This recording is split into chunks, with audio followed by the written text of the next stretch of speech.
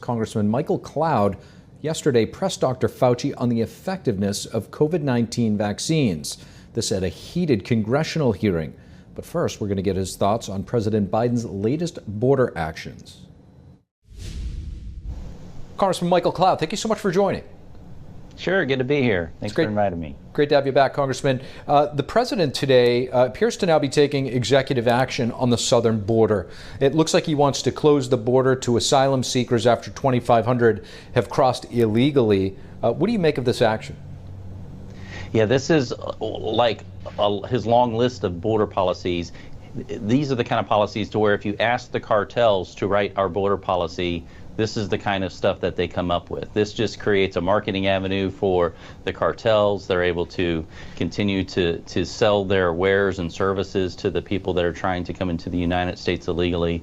It's really bad policy. If he wanted to secure the borders, he could have done it. This exposes the big lie when he's for years now told us, well, I can't do anything about it. This shows that he indeed could have taken executive action much earlier to prevent what we've seen, these devastating results for our country. Congressman, switching gears for a moment, you were actually at a hearing yesterday with Dr. Fauci probing the response to the COVID outbreak. Do you think U.S. officials like Fauci have held China accountable enough for their cover-up of the virus, considering that the cover-up is what allowed it to spread around the world?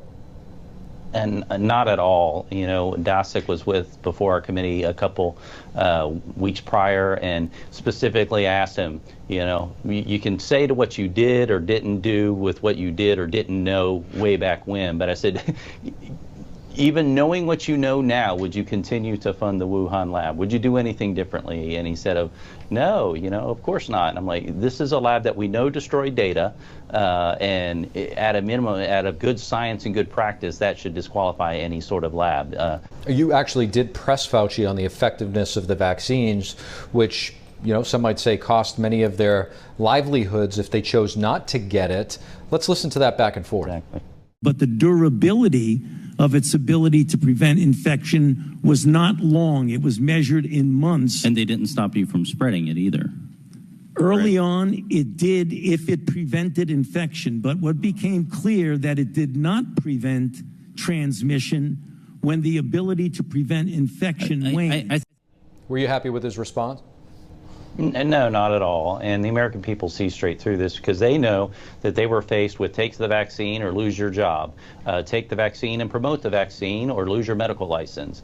These are the kind of decisions people are making. We had great people serving in our military who were kicked out of the military, good-hearted Americans who understand our constitutional principles because they did not take the vaccine. And so we knew early on that all the misinformation that came from him and others saying that if you take the vaccine, it will stop the virus dead in its tracks, you will not get it, you will not spread it.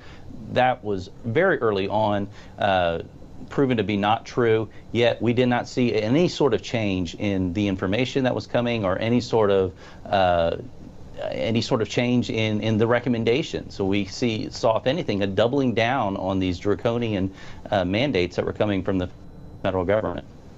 Congressman Michael Cloud, really appreciate you joining us. Thank you. Sure, thank you.